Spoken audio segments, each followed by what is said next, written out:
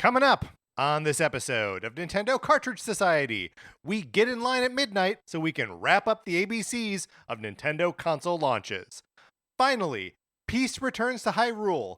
This ends the story, so the Nintendo Cartridge Society ends the story with you.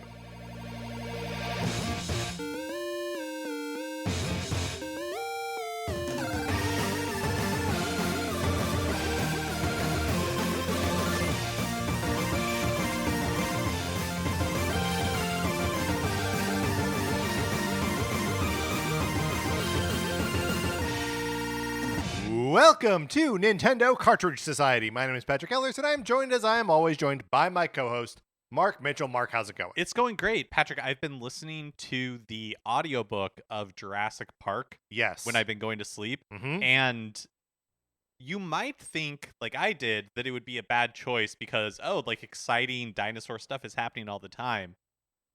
But it turns out that's not the case. Right. A lot of that book is just... You have to remember that Jurassic Park was written, I guess, before the time of the internet, where a lot of this dinosaur information would just be freely available. And so a surprising Yes. amount of that book is just characters reciting facts about things to each other. Where Because it's not just dinosaurs. It's a lot of DNA stuff and just general technological things. Uh-huh. Right? There's a lot of basic computing that gets explained in Jurassic Park. Yes. But yeah, so you're listening to a WikiHow being Right. narrated to you. Yeah. Right, like a WikiHow for how to set up a dinosaur theme park. Now, look, that's a great idea. I like that a lot.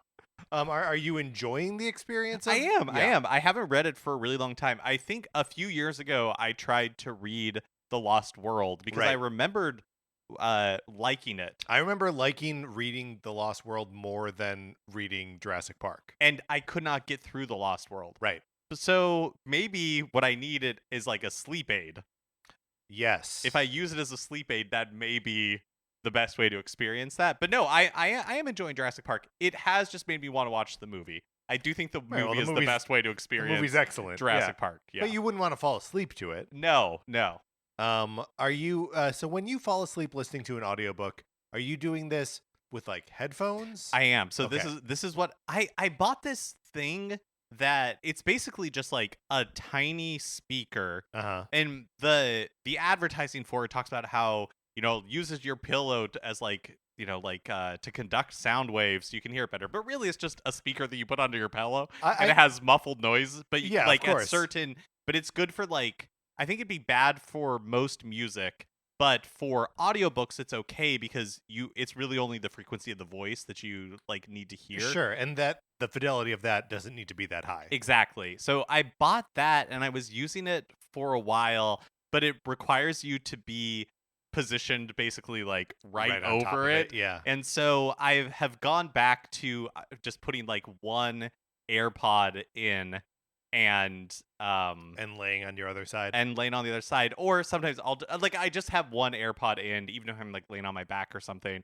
And I've gotten really good most of the time at taking it out, even though I don't always remember taking it out and putting it in its case. Yeah. But there are times I wake up and I'm like, oh, it's just lost in the sheet somewhere. Right. You start coughing, it comes out of your yeah, mouth. yeah, I do think that is possible. Yeah. It's tough. I don't know what the right solution for that could be. Cuz I'll do the same thing sometimes when I want to listen to something. Usually when I'm sick, right? And I've been in bed all day or whatever, that I will want to listen to something while I'm laying down, but also not noise pollute the whole house. And I will do the single earbud in, and then try to lay on the other one. But there's something, the penetrative earbud, I don't like that while I'm trying to sleep. Do you know what Yeah. I mean? I think if I slept on my back, I could do over the ear headphones. Yeah, I've done that before when I'm exhausted. But that's the second you try to roll over, it doesn't work. Right, exactly. This is not what we're talking about today. But Mark, today, March 13th, is 20 days away from the Switch 2 Direct. It felt so far away when they originally announced that the date was going to be April 2nd, and Yes. yet here we are, less than 3 weeks away. Less than 3 weeks away from the day after April Fool's Day, when we will have to view. Mark, we just have to see it. The Nintendo Switch 2 Direct. Our peepers are going to be on that Direct. Our peepers are going to be on that Direct, and we will be armed with all of your predictions about what is going to happen, what you're afraid is going to happen, what you hope will happen. We need that from you because we are not doing a predictions episode of our own predictions this year. That's right. It's a predictions episode of your predictions. So email us your predictions, and that can encompass whatever you think it can, by noon on March 26th. So you've got like 2 weeks to get those into us, and then then we're gonna be on it. Yeah, and the kind of like openness of the prompt, I can understand how that would be Yes. overwhelming or make it difficult to like focus in on something. But I'd be really interested to hear like, what do you hope is different about the Switch 2 presentation than what Yes. we've seen from Nintendo in the past? Also, just like, what games do you think we're gonna see? Yeah. Right? Do you got a price point in mind? When is this thing gonna launch? When is this Mario Kart game going to come out? Is it a launch title? Right. Or is it something that we're going to see later? Will Snipper Clips get a sequel? Wow. Man, I hope so. I don't even have like a joke about it. I was just trying to come up with like crumple crumple papers. Is that any good? I think Bad. it's pretty good. Crumple papers. Crumple papers. Ooh, sounds like a bad guy in a Charles Dickens novel. Sure. I'm crumple papers, isn't it? If you would like to support us, you can head on over to patreon.com/Nintendo Cartridge Society, where if you are supporting us at the 8 or 16-bit levels, you get access to our once-a-month episodes of miniseries like NCS Arcade. Yes, we just put out an episode all about Toe Jam and Earl. And for March, we were going to be playing Okami. We're still getting around to And Okami. we are playing Okami. We are Yes. actively playing Okami. But in the vein of Jurassic Park, life gets in the way. Right. And That's the we're- famous saying, life gets in the way. And we're not going to be able to finish Okami in Right. time for us to be able to talk about it in March. So instead, we're going to be talking about Donkey Kong 94 for March. And then in April, we'll be having our discussion about Okami. Right. So play along with us if you have the time in your life and life isn't getting in the way for you, just like they say in Jurassic Park.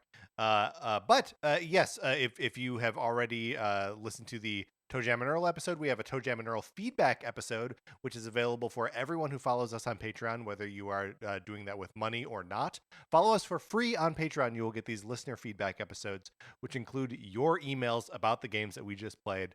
It's a great fun time over there. Yeah, those are a lot of fun. So get on over to the Patreon and check stuff out there. Also, we have a Discord. If you're not in there already, you should sign up because I'm sure we're going to be talking about the Direct in there as well. Nintendo Cartridge Society at gmail.com. Email us and I will send you an invitation. Mark, we got a little bit of a debug.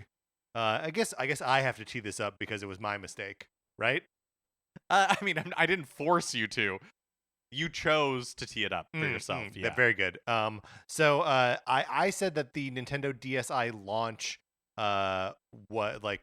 was sort of sniped by the announcement of the 3DS last week, and I was misremembering / like getting some wires crossing my head. It was actually the DSi XL that launched in North America on March 28th, 2010, and that the next step in like the 3DS life cycle, the 3DS was announced 5 days before that. So that's the game that got its legs chopped out from under it. I was not correct. The Nintendo DSi, not XL, did come out in 2009. Okay, yeah, that does make a lot more sense. I mean, just because I had memories of playing my DSi in like a specific apartment that so yeah, that all makes sense.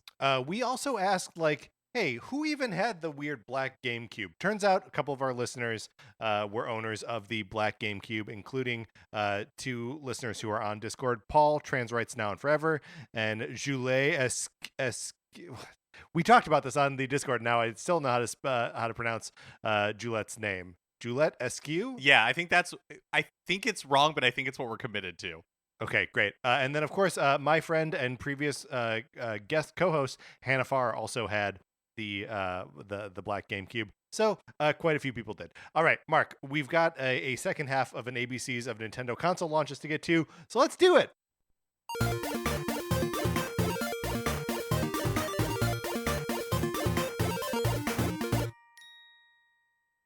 Okay. So, what better way for us to, wind up to the new reveal and launch of, not reveal, I guess, but like blowout for, and launch of the Nintendo Switch 2 than by continuing our ABCs here. Last time we did A through M. That's the first half of the alphabet. Now we're on the second half of the alphabet. Mark, starting with N. And I feel like these are always loaded when we do an ABCs because N could very easily just stand for Nintendo. right. Or Nintendo whatever, right? Uh-huh. So many of these systems that launched, their names are Nintendo something. Yep. Nintendo Entertainment System, Nintendo 64, Nintendo Switch. So would you like to go first or would you like to go second? I'll go first. Great. So my N stands for no one knows. No one knows. And what I mean by this is like a new console launch is such a leap of faith for everybody involved. Yes. It's a leap of faith for like it's so risky when you think about it. Right. I was trying to think of any other entertainment entity that exists in a world where every like 5 to 10 years they risk losing their entire audience. they just start from scratch. Right. And it's like, okay, no matter how successful we were previously, like previous success helps a lot. Yes. But only in terms of like momentum. Exactly, because like now we have to convince developers, yes, customers, Mhm. Like we have to convince everybody to move over to this new platform, and nobody knows what this new platform is going to be. Right. Well, and like more than that is that like they've invested so the like console generations in like the last decade or so have sort of muddied these waters. But like you sunk so much money into the previous version of this thing and none of that carries over, right? Obviously the transition from like the PlayStation 4 to the PlayStation 5 and like the same Xbox Switch, it's been like okay, fine, like you carry all that stuff forward. And like you sort of carried some stuff from the Wii to the Wii U and from like DSi, like those downloadable games to your 3DS, but like there was a hard stop at Switch. And it was a real like they had to take a leap of faith because the ship they were on was sinking. Right. But like yeah, it genuinely is a no one knows how successful this thing is going to be. Yeah, we're all like holding hands and just jumping together, being like, okay, you and I are of course always holding hands in the box, right, covered in bugs, right. Because not only is this a podcast, it's a test of endurance for like $200,000. Oh, okay, sure. Yeah, so that's my N. No one knows. No one knows. Truly. And even now, as we are on like the precipice of a new Nintendo Switch thing coming out, it's like, what are the metrics for success here? How big does this thing need to be? Will Nintendo be cowardly in supporting it, or will they like boldly put stuff on just the new system? Is that a bad move? Like, nobody knows. Yeah. Nobody knows. Nobody knows. And there's all these things that, like with we talked last week in the A through M part about like gimmicks, right? Yeah. Where they're introducing new hardware features or like software things. And again, it's all kind of like, we think you want this. Like, do you want Nintendo TV on your Wii U? Is or that do you think it's important lame? to you? Right, exactly. Like it's all just to guess until it like gets out there to hopefully millions of people who kind of like let you know if you were on the right track or not. Yeah. It's insane. It's an insane business model. My N is for Nintendo Direct. And primarily because I want to talk about the fact that the Nintendo Switch 2 is being shown off here in a Nintendo Direct. This is not normal protocol for Nintendo. Normally, I mean, back in the old days, it was like always E3 presentations or like big stage shows where they would like really dig into what the new system is going to be, right? Yep. And then we got like sort of an echo of this with the Switch reveal event in January of 2017, which like was a live broadcast of a stage show. The thing that we're going to get for Switch 2 is a Direct. They have called it a Nintendo Direct. What do you make of that? Yeah, is it a question of where Nintendo is as a business now? Like, was the fact that the 2019 presentation was, or sorry, 2017 right. presentation was a live, like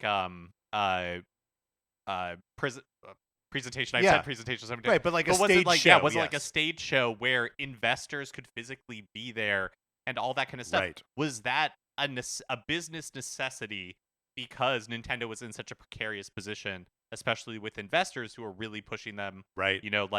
to go third party or go mobile or whatever. And now in the Switch 2, they're in more of a position of strength, and so they can have a more like slickly produced, like they don't have as much to prove potentially, or is it just like the maturity of Nintendo Directs at this point, and that the world is so much more like Apple is doing pre-produced that's video true. presentations for their product launches, like it's just the way of the world now. I mean, I wonder, because it must mean that they're like more confident in their security around it, right? Like, although I guess this is perhaps an open question. What do you think is a more secure thing, a live presentation or a pre-produced like packaged video presentation? Yeah, if I were to guess, I would say a live presentation, Because you can change stuff that morning. right? And you could do things with dummy models and like Right. all that kind of stuff. Whereas like a produced video is going to go through so many different hands and so many different companies, probably. Right. Yes. Yeah, I don't know. Yeah, and like it is remarkable that like to this point where we are still 3 weeks away from it, that like nothing has leaked. Really, right? Yeah, like yeah. There were all of like the details about like the hardware that had leaked, and like prior to the like sort of teaser video, but like as of right now we don't have like any information about what software is going to be shown off, right? Yeah, that is interesting because I feel like, but and they purposefully in that reveal video, it only showed the one game, where at Yes. Mario, like the new Mario Kart, versus in the Switch reveal, they showed a bunch of games. a lot of different games. Yeah, my personal feeling is that at this point in the Switch rumor cycle, we were hearing a lot more about like unique hardware that was coming, or sorry, software that was coming, like the Mario plus Rabbids game, Right, like that was sort starting of stuff. to bubble up at this point. And I feel like we haven't heard any of that. Yeah. Or at least it hasn't filtered to me. Right. It's a very interesting time, and like it's exciting to me that it is coming out as a Nintendo Direct. Just because that always to me feels like the pinnacle of like exciting Nintendo announcements anyway. Like, and it's been so long since we've had like a full Direct that is like just about Nintendo stuff. So yeah, let's bring it on. All right, so my O then is for operating systems. And this is another like kind of in line with the like nobody knows really until like you get your hands on the new system and start like poking around like the eShop and like arranging icons and like all that kind of stuff. Do you really get the sense of like how easy and how like frictionless it's going to be to use this thing from day to day, right? Like there were probably reviews that mentioned that like the Switch had like a simple snappy operating system, but really it's not until you've got Breath of the Wild snipper clips and Shovel Knight on your Switch, and you're like hopping out between them so quickly and so cleanly without any like fuss or weird things loading in those screens, that you're like, oh, this is actually going to change like my relationship to the Nintendo thing. It quickly wakes up, it quickly goes to sleep. Right. I can pair the Joy-Cons basically effortlessly, just snapping them in. And all that kind of stuff, it just reveals itself to you on an experiential level the first time you turn it on. That makes me think of makes me question what the hands-on demos that they're going to be doing Yes. will consist of. Like, will it be more of like an E3 or Nintendo Live sort of yeah. setup where they have different stations for different games, and so you're going over to play the new Mario, or you're going over to do this thing? Or is it more of like a hardware demonstration where they're going to be letting you detach the Joy-Con? You know what I mean? Like, what are they Yeah. trying? What will they be trying to do with the Switch 2, Right. like with those like Switch 2 demos? God, I bet it'll be all be pretty like closely monitored and like administered, right? That like if you are taking off the Joy-Con to like use it as a mouse or whatever, that they do that for you. Yeah. Yeah, I don't know. That's fascinating. And I don't think they'll let people like navigate around menus and stuff, Right. right? That's my guess is like, yes. What will the focus Yeah, what will the focus be? Will it be on the Switch or will it be on the games? The Switch 2 or will it be on the games? right. And will they be showing off like games that came out last year or whatever on Switch 1 so that you can see what it's like on Switch 2 and they're improved in some way. Yeah. Very good. Yes. My O is for 1-2 Switch. And I know that we have a predictions episode coming up that will not be our predictions, but will be other people's predictions. But I'm going to go ahead. I'm going to make a prediction here. Okay. And that this is that 1-2 Switch is the last for now of the casual, what I'm calling the casual like tech demo party game launch titles. Okay. So fascinating. I think that Nintendo Wii obviously kicked this off with Wii Sports. Yes. Where it's like, here's the motion controls. This is the selling point, and Wii Sports is like the perfect vehicle to experience this. Yes. And then they tried to follow that up with Nintendo Land, so to showcase the Wii U tablet to, I think, lesser success. The gamepad, but yes. Oh yeah, the gamepad. And then the with the Switch, they had 1-2 Switch, which did well enough for them to develop a sequel. Sure. But I think each one has been diminishing. A disastrous sequel. A disaster sequel, but not necessarily 1-2 Switch's fault that the sure that the sequel is a disaster. But I think each of these have been diminishing returns, and my prediction is that the Switch 2 will not have one of these. That's fascinating. Because the handhelds never... I mean, look, the handhelds had a different breed of that kind of thing, right? And any console launch is going to have some tech demo-y type thing where there's, you know, they're going to want to show off if the mouse pointer, like the mouse controls are real. They're going to want to have something that showcases that, something that shows it off. Please just have it be Nintendogs. Please. But obviously launch titles are going to showcase the new features, but I don't think we're going to get this type of party game. I think it's been diminishing returns each time, and I don't think that they're going to attempt it for the Switch 2. That's my prediction. That's a pretty good prediction because, like, you can tell they were embarrassed by everybody 1-2 Switch, right? They launched it for $30. Did they? Oh, everybody 1-2 Switch. Yeah, everybody the 1-2 sequel. Switch. Yeah. Yes. No, they weren't embarrassed by 1-2 Switch. No. So much so that they started working on a sequel hosted by a man in a horse mask. Of course, we stand forever. But, yes. Not his fault. He was in everybody 1-2 Switch. No, not his fault at all. It was just a hired gig for him. That's Get right. your coin, horse. Get that bag, horse. You think the horse's bag is full of oats? I do, and I think he likes that. I think he does. That's great. Mark your P. My P is for pre-orders. Yeah.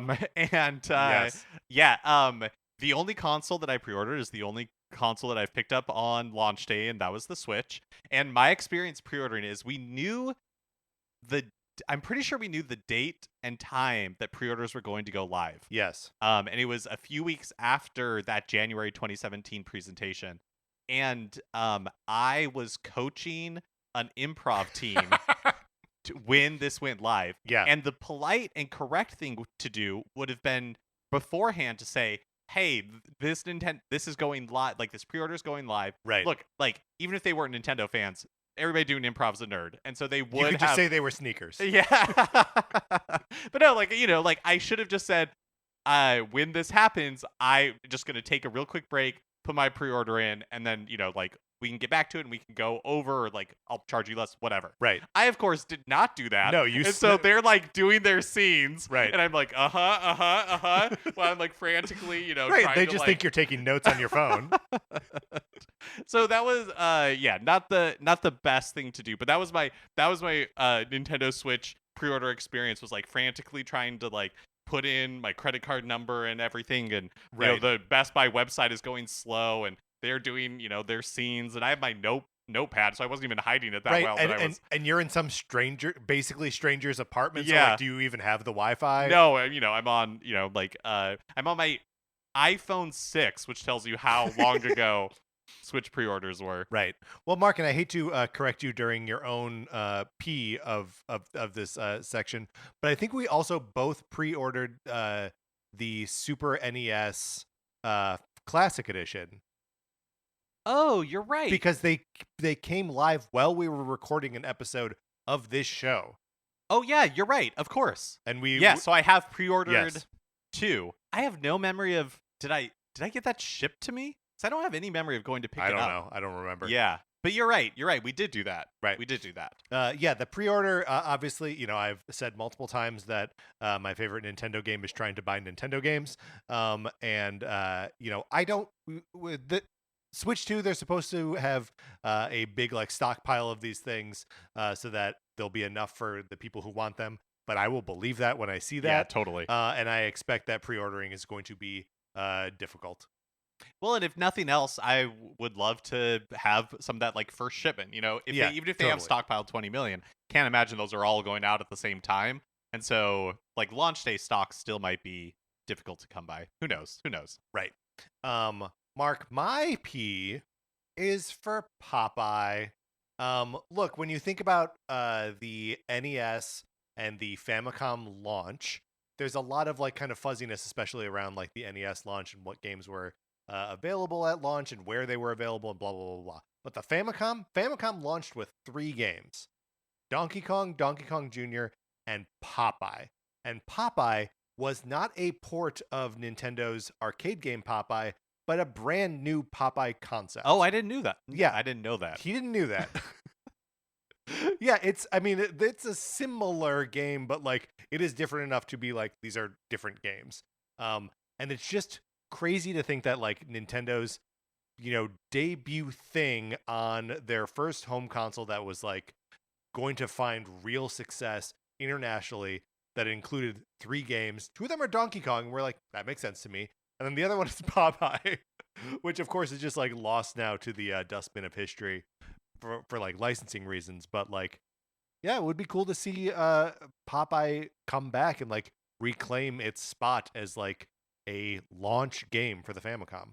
Was Popeye ever ported to the NES? Was it ever Yes. available on the Yes, NES? it was. Mhm. Was it one of like the black box games, like one of the I early releases? think so. Yeah, it was. It definitely was an early release, and then I don't know at what point they lost the ability to like sell it without paying King Comics or whoever.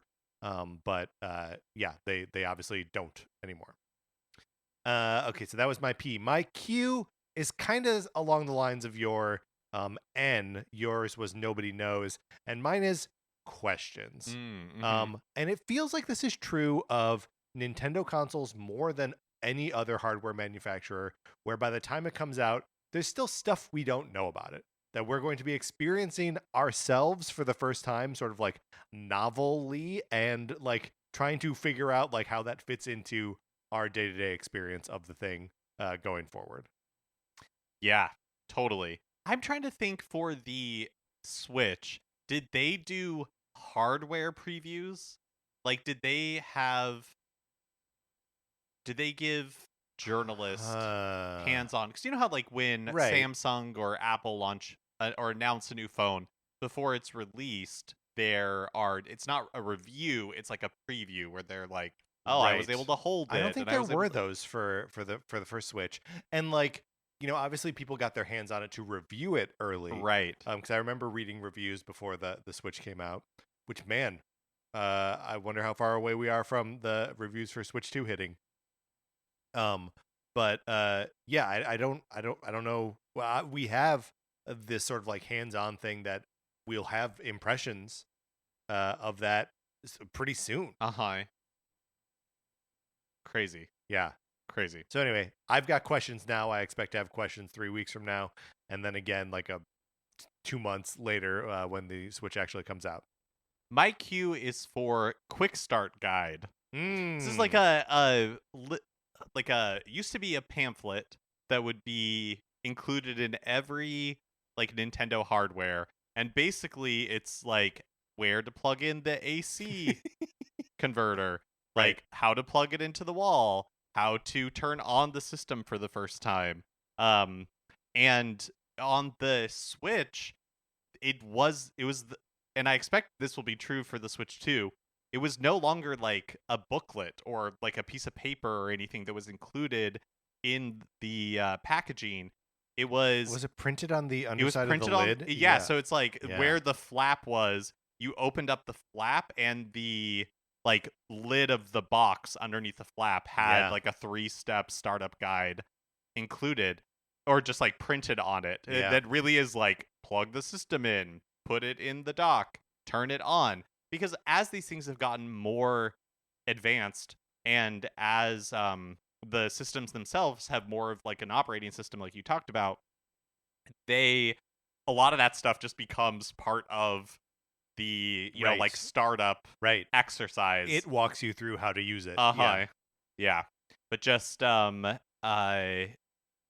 I always remember, I don't know, do you do this? I do this with like all electronics, even though I know how to find the AC port Right. and plug it in. I'm always like looking at the quick start guide just to Just in case they change something. just to see what's going on with this Yeah, thing. yeah, yeah. No, I do that too. There's also just like, we live in an era where the box that the thing comes in also like has to convey the idea that you are unboxing a valuable object, right? It has to be like something special.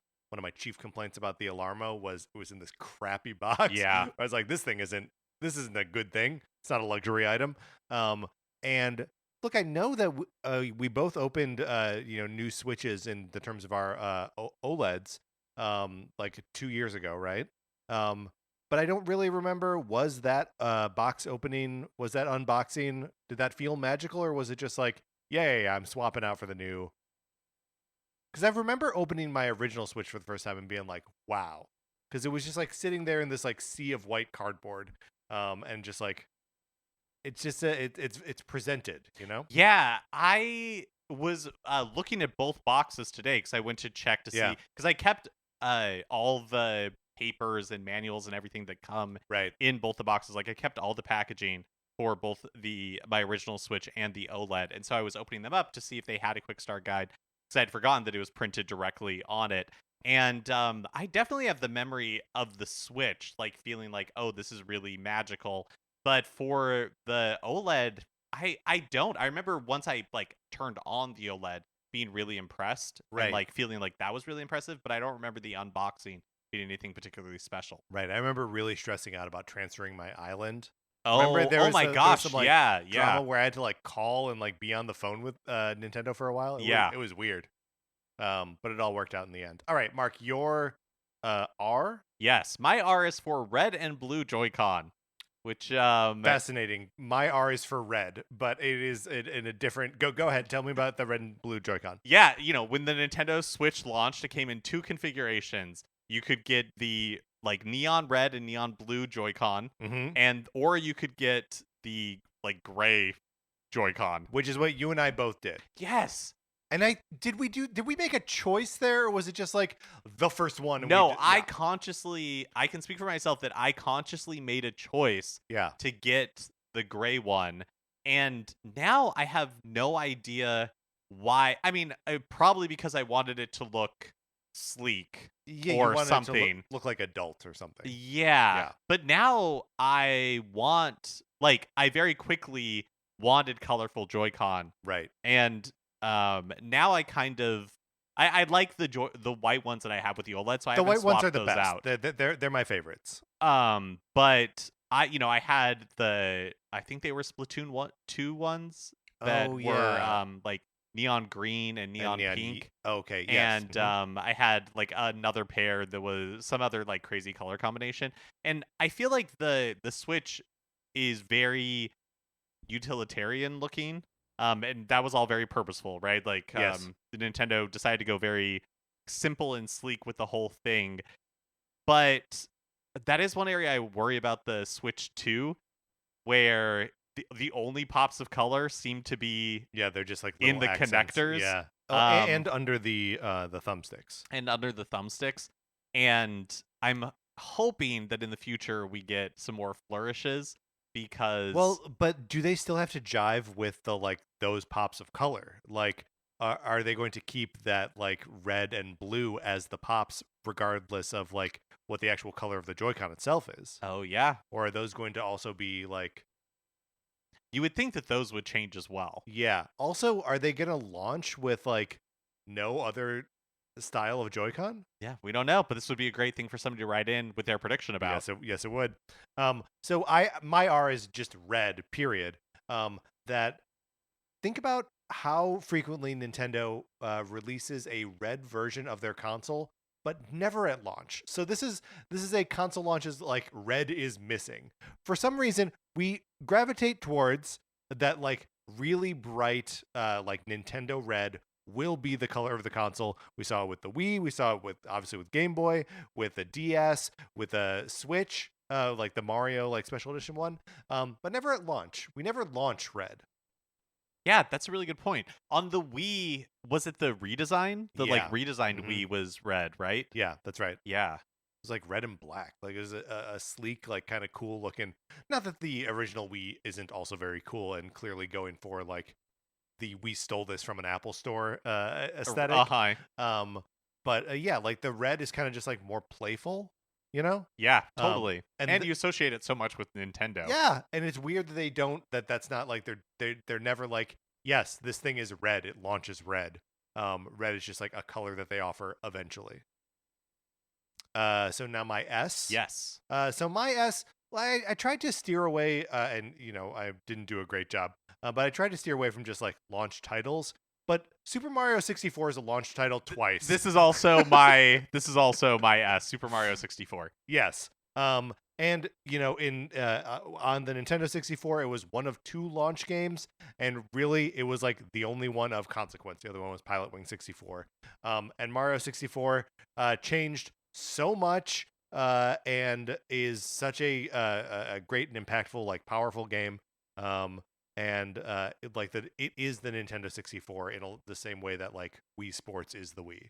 Yeah, and it's not that like having a launch game that kind of like perfectly encapsulates the magic of the system guarantees success of that system because Sure. you know the Nintendo 64 was not a very successful system for Nintendo, but like I count like Super Mario 64, Wii Sports, and Breath of the Breath of the Wild Yeah. really is like the three off the top of my head. And I guess actually maybe there are more because I would say that probably in America, Super Mario Brothers launching with the NES. Right. Well, let's be careful about listing too many of these. Okay, 'cause okay, okay. we've got more alphabet. Okay, no, to that's hit here, totally fair. But I guess my point is just that like there are a few Nintendo systems that launch with games that perfectly capture the magic of those systems, and Super Mario 64 is one of those. Right. And is also a thing where you're like, oh, and the controller was designed for this.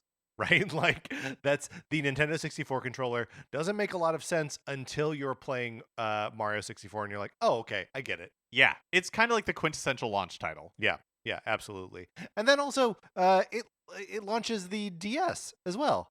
Yeah, that's right. Super Mario 64 DS. So like a game so a launch game so nice they did it twice, separated by like a decade. So yeah, obviously a huge and an important thing for Nintendo and for launching systems. Okay, so my T is for third-party support. Yes. And third-party support at launch is always a grab bag. Like you never really know what you're hey, gonna get. Ubisoft. Yes. What Ubisoft yeah. game are we gonna see Yeah. on April 2nd? You know, and I feel like a lot of times the third-party support at the beginning of a console is Nintendo really mustering the troops.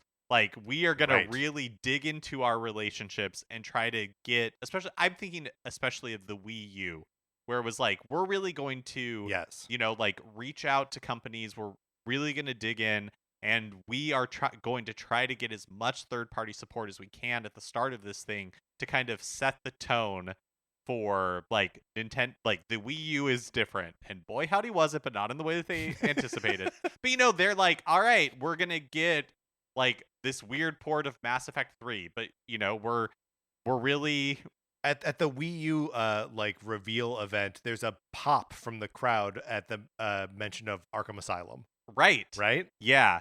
And it's like Like 8 years after that game came out. But yeah, so when we were doing in 2020 that retrospective Yes. of previous Nintendo E3s, and one of them that we did was like the Nintendo DS or 3DS reveal. And they so many times they have this like sizzle reel, or like the January 2017 Nintendo Switch presentation, Right. where again they'd love to march out third-party developers and be like, see how much support we're gonna get for this thing. Right. Yeah, and it's usually kind of a lie, but like, every now and then there is like an Octopath Traveler in there, and you're like, okay, Square Enix is doing something interesting here that they're not doing somewhere else. It births a genre of thing, HD 2D, right? And like it can make a splash, but it can also be like a lot of like weird lip service. Well, I remember. Oh, do you remember on the Switch? Maybe it may not have been a launch title, but it was like what I'll say call like launch window. There was the port of Street Fighter 2 that the special like Yes. Switch exclusive feature Was the like a first-person mode? first-person mode Yeah. that was using the art style of Street Fighter 4. Yes, Yeah. it was very confusing. I have that version of Street Fighter 2, and I don't remember what it's called. But like it's got all of the characters that have been added like over time, plus like an evil. There's evil. So there's evil Ryu and a like dark Ken or violent Ken. Violent Ken is what the evil Ken is called. And yeah, it's a perfectly fine version of Street Fighter 2. Yeah, but I just like that is the kind of stuff that to me feels like it can only happen in Yes. the launch at a system launch. It's like Right. system launch magic. Right, please Capcom, give us something. And they're like, okay, Street Fighter? And like, yes, absolutely, Street Fighter. And there it is, and like, who cares? And Bomberman. And Bomberman. My T now?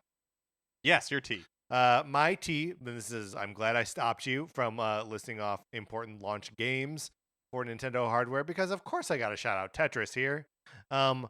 Although I will say that Tetris on the Game Boy, while being like a hyper important launch title that was packed in with the Game Boy, is not necessarily like indicative of the thing that made Game Boy special, right? Or made Game Boy successful, but it was just such a good game for Game Boy, right? Like it doesn't feel like the Game Boy was designed to play Tetris, right? In the same way that the Nintendo 64 feels like it was designed to play Mario 64. It's just like the perfect thing to get everyone in the house passing the Game Boy around, including your dad, including the kids, because everyone can approach Tetris. Yeah, totally. Yeah, the Game Boy's so interesting because it had such a long life, and Mhm. like Pokemon would come later and kind of become the definitive Game Boy experience. But I agree with what you're saying. Like, it's not like the Game Boy was designed to play Tetris, but Tetris was so important to the success of the Game Boy because it made it like a crossover Yes. a system that wasn't just for like for kids who wanted to play Mario. Right. And like it's also somehow not like a casual game, right? Like, and this is like the era before casual gaming was even a thing. That like it is still like a grueling test of your like mental and physical capabilities. But it's just like one that everyone can approach. Yeah. You know? Okay, what now? That double up on Super Mario messed So me up. you just did Tetris, which Right. means you'll do your U now. My U is for unreleased tech demos. So in the lead up to the launch of all of these things, we see like ideas, right? There was some discussion in the Discord, and I went back and watched it about the Wii U reveal event, which was at E3 18 months before the system So came out. crazy.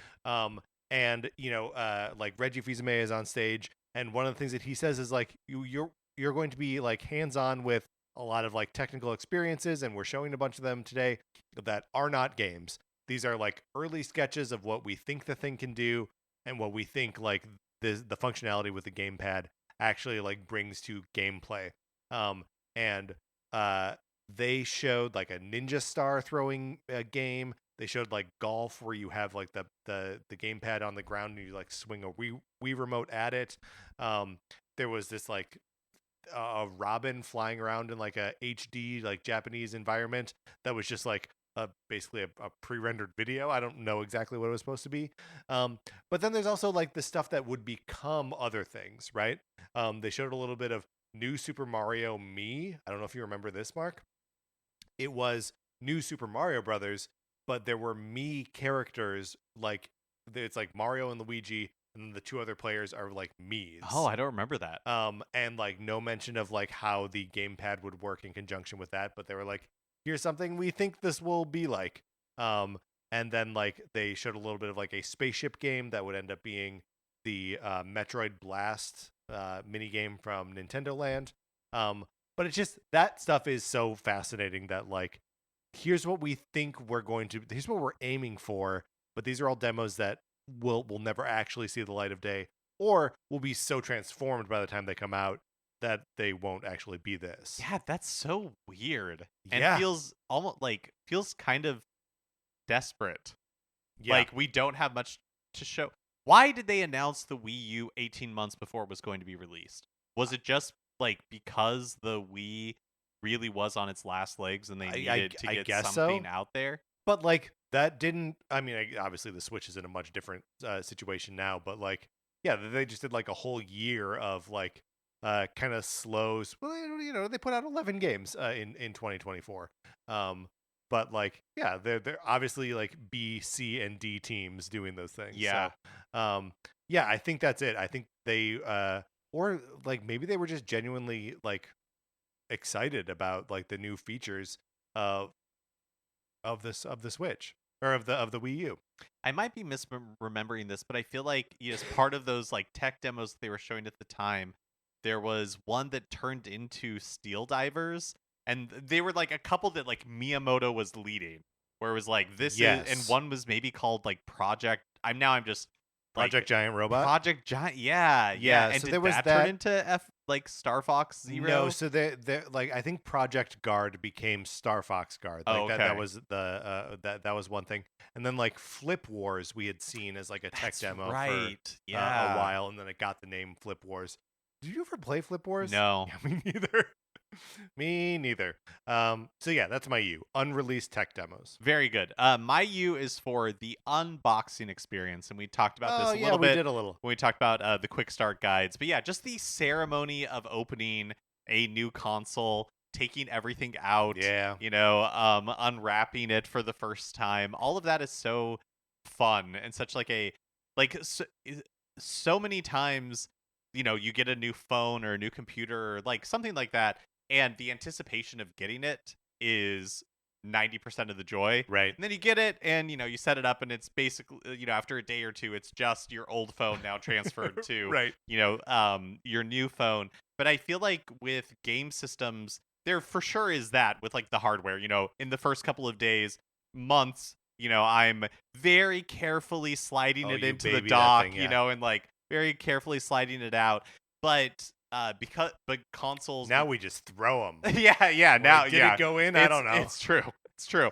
But I feel like consoles are something special because you like the software is constantly new, Right. and you're having like new experiences with it. But yeah, that initial unboxing of the hardware is so much fun. Can I ask you what your preferred method of removing or getting through those little like clear round stickers that like seal up the Oh sure, boxes? because most of the time they're not like covered in saran or like, you know, plastic Yeah, wrap that's right. anymore. They just have like the little things to hold the flaps closed. Yes.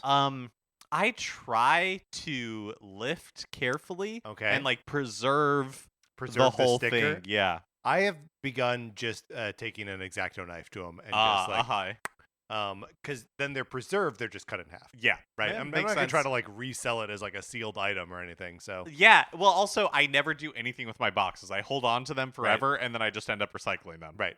Yeah. at some point down the line. Uh-huh. Obviously, you haven't recycled your original Switch box Nope. Nope.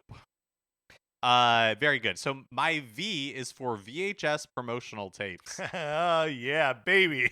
I was, I was not a subscriber to Nintendo Power, but I had friends that were subscribers to Nintendo Power, and I remember very vividly in 1996 they sent out and it must have been in a really small window because I remember a VHS tape that Nintendo Power sent out that was hyping up the Nintendo 64, Yeah. which was launching in September, and it opened with like the Nintendo 64 is out in Japan and people are going crazy for Yeah. it. It sold like however many hundreds of thousands of copies in the past couple of weeks or whatever. So it must have been produced actually I guess they could have said maybe it was produced early. Right. They're just making it up. Uh-huh. Right. But yeah, just really like hyping up the Nintendo 64. They had, like radical kids who were into martial arts coming into this warehouse and, they were all getting hands-on Sure, with like the the Nintendo. Foot Clan. Yeah, and it's talking about Nintendo 64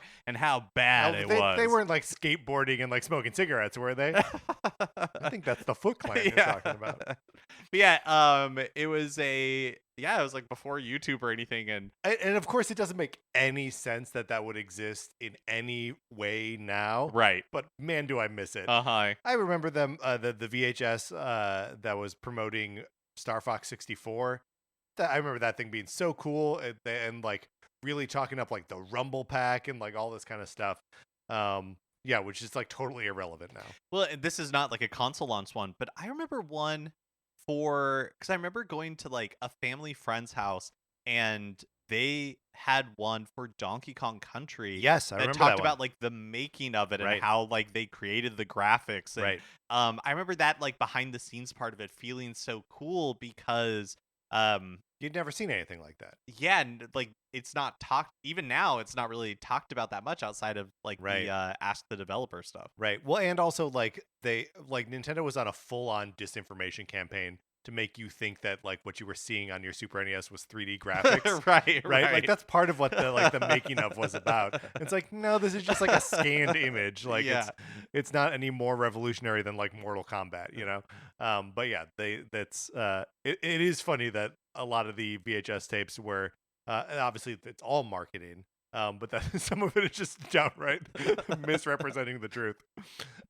My V, Mark, I would be remiss if we didn't take a moment to celebrate the launch of the Virtual Boy. Yes. August 14th, 1995 in the United States. The day that I got my Virtual Boy, I was very excited for this thing.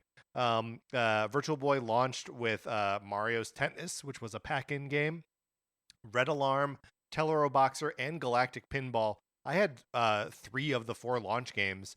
I don't know. I must have been like saving up for this or something. I don't know how I got all this stuff right at launch, but I did. Do you remember how much the Virtual Boy was when it launched? Was it like 200? I want to say 180, but uh-huh. that might not be right. I don't totally remember. It was 30 years ago after all. Should we do something for the Virtual Boy's 30th anniversary in August? Yeah, we should. Let's do it. We'll have a Virtual Boy month. We'll figure out a way to do that.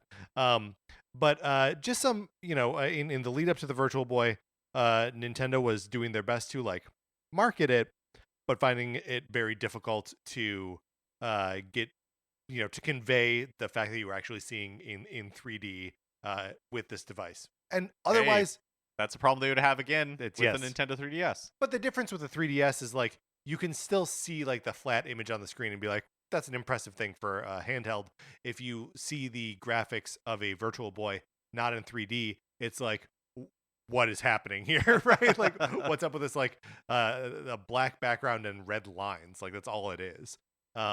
So they had a relationship with Blockbuster at the time. And they put Virtual Boys in Blockbusters to rent for $10, and then that $10 could then be like you got a voucher for $10 off buying a Virtual Boy. Oh, so they had this like whole system where they were like, if people want to play the Virtual Boy and like rent it, bring it home, and then want to like transfer that what they've already spent towards buying one for real, that they like had this like pipeline for that. because of Blockbuster Video. Wow. I didn't wait for that. I just bought, I just bought the thing sight unseen. So that's my V, Virtual Boy. W. Mm-hmm. My W is going to be for the Wonder Swan. So Wonder Swan, not a Nintendo console. It's like a Neo Geo handheld. But was developed by, do you know this? Who was like Gunpei Yokoi, right? Gunpei Yokoi, yes, who had left Nintendo after the disastrous launch of the Virtual Boy, which was like his thing. And like previously, like the Game Boy was his baby, so like he was kind of living in that that space, that like portable but like kind of on the bleeding edge of good enough, but still kind of impressive technology. And so he had been developing the Wonder Swan, which he wouldn't live to see the release of. He died in a car accident, I believe, in 1997. So like this was like this big deal. And part of what was like happening with the Wonder Swan is that its development, which was also like kind of using a lot of the same ideas as the Game Boy, right? Whereas like being relatively low processing power, but having color and like a backlit screen and all these things. It was basically like the next generation good enough handheld, right? That would compete with the Game Boy on a level that like the Game Gear really wasn't, right? Because Sega's Game Gear, a super impressive bit of kit for the time, was too bright, and like the battery power was like it just did 6 AA batteries in that thing, and it would last for like 90 minutes, right? So like there are all these like strikes against it where it's just like the other handhelds weren't going to be close to what a Game Boy was, but the Wonder Swan was, and it was in color, and that's what spurred Nintendo to actually develop the Game Boy Color as not a next generation thing, but as a piece of hardware that could still play all the other Game Boy games that came before it. And so like the Wonder Swan coming out is what changed their approach to the Game Boy Color and making it more of like a half step or like an upgrade from the previous Game Boy. Oh, that's really cool. Mm-hmm. My W is for worst versions. And what I mean by that is that the launch hardware is the worst version of the hardware that you can ever get. Ever. Always. Yeah, like it's always going to have the worst. The original Game Boy.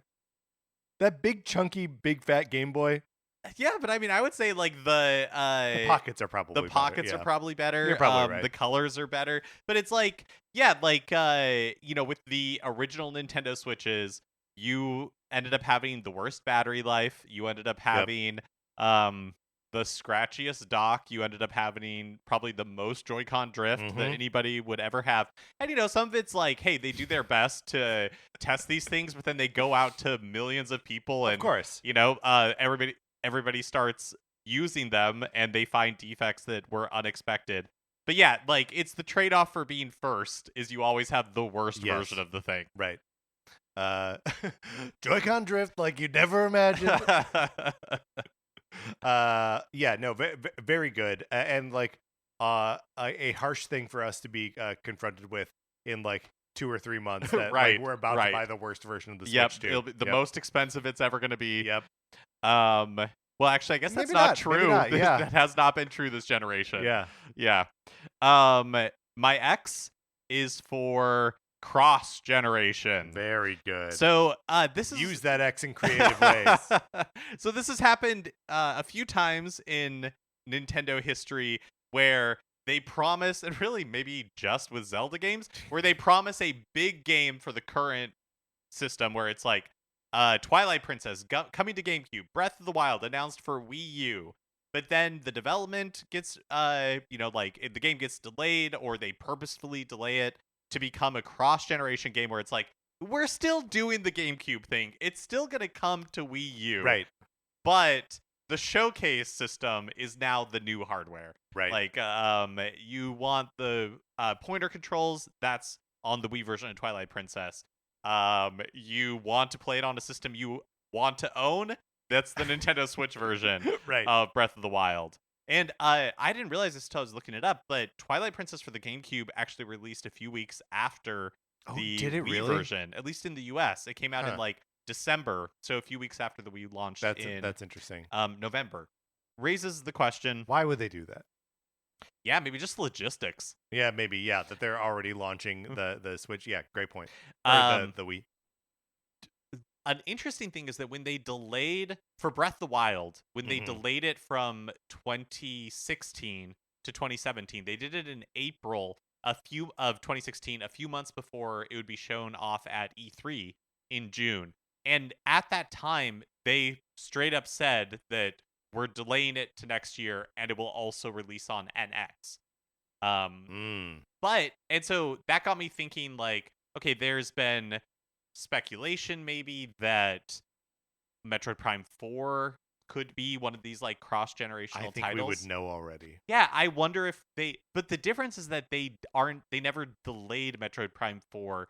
They just announced it for 2025. True. And so maybe that's the distinction. Like if it was supposed to if they had originally announced it to release in 2024 and Yeah. then they were like, but now it's released in 2025. I'm not saying it's true. I have absolutely no idea if Metroid Prime 4 is going to be one of those like cross-generation games. But And again, like, what does that mean? What does cross generation mean in this case with a system that's fully backwards compatible? so was the GameCube with the Wii, and that was like its own. I mean, they were different That's versions true. of the That's game. true. Yes. Right? The GameCube version didn't have the motion controls. It was Flipped it was horizontally. yes. Yes. Uh-huh. Or I guess the Wii version is flipped. Yes. Right. It was like unmirrored. But so that case is different because they were not the same game. Right. But there is precedent for them releasing That- two versions of that the is same true. game. I would be so surprised if Prime 4 is a cross generational Right, where they're like, here's the Wii 2 version and here's the Switch 2, but yes. Yeah. We're saying so many different like Nintendo console names that like it is getting tough to hold them correctly in our brains, I think. Yes. Yes. Cross generation. Cross generation games. My X is for Xenoblade Chronicles 3D. Xenoblade Chronicles 3D, the release of the game on the 3DS. Nope, on the new 3DS. It's a new 3DS exclusive. Mark, there's so few of these things that it's the Virtual Boy had more exclusive games. The DSi had more exclusive games. So and it doesn't hit the launch of the 3DS, the new 3DS, but 2 months later in North America. So February is when the system came out. April is when Xenoblade Chronicles 3D came out. And by all accounts, there is some like technical wizardry in that game to make it work at all. They had been originally trying to develop it on the regular 3DS, not the new, and couldn't get there. Then Nintendo was like, well, we have another option for you. 3D was fully functional in the thing. That like, a lot of the later Pokemon games would make it so like the 3D was not like you could not so actually use they would 3D. like use that power to run the game Yes. better. But they actually used 3D in this, and it had amiibo support, which like amiibo support was not part of the original 3DS, only in the new 3DS. So like some exciting stuff happening there. The Mark, are you looking up the new 3DS? Yeah, I exclusives? couldn't remember. So it's Minecraft, The Binding of Isaac Rebirth, Fire Emblem Warriors, Futuridium EP Deluxe, 6180 The Moon, and Runbow. So 2 Nintendo games. Yes, that's right. Wow. And then of course the Super NES Virtual Console library could only play on the new 3DS as well. But I'm choosing not to count that as like exclusive releases because they're Super NES games. Yeah, so Xenoblade Chronicles 3D is my X. Now my Y. Yep. My Y is for a star at Nintendo, Yoshiaki Koizumi, who during the Switch, the original Switch reveal event, like sort of leads off the presentation, shows off the Joy-Con and all of the HD Rumble stuff, lounges on the couch and is like, you could hold it one Joy-Con in each hand like this, and sort of becomes like the face of the Switch and Mario Odyssey in that launch year. Yeah, he really has become this is not launch specific, but he really has become the face of Mario now. Yeah. when Wonder was Mhm. revealed, he was also like the special guest to be the one to show that off. Right. In the way that That like Miyamoto would have been before, right, I yeah, guess. Yeah. exactly.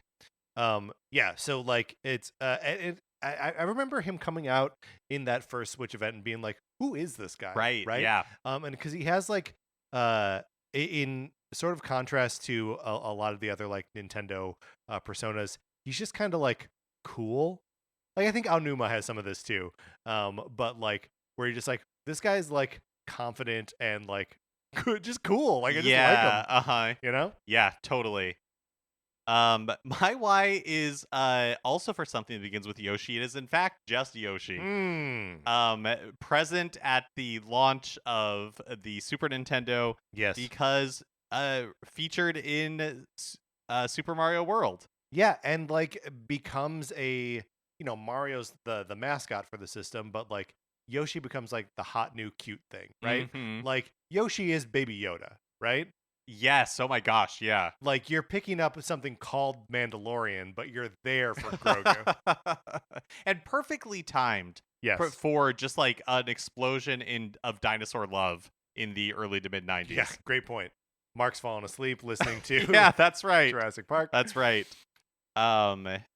Yes, Yoshi. Okay, so this brings us to our final letter in the ABCs of Mhm. Nintendo console launches. And of course, we all know that the alphabet ends with the letter Z. Yes. So I wonder, Mark, if we have the same Z here. Yeah, I wonder as well. Go ahead. Okay. We could count to 3 and then say them at the same time and see if we have it. I just wondered. I didn't want to like see it revealed dramatically. Okay. Yeah. Okay. Ready? 3. Oh, we are 2, doing yeah. it. 3, Okay. 2, 1. Zombie Zelda. U. Okay. Hit me with Zombie U. Okay.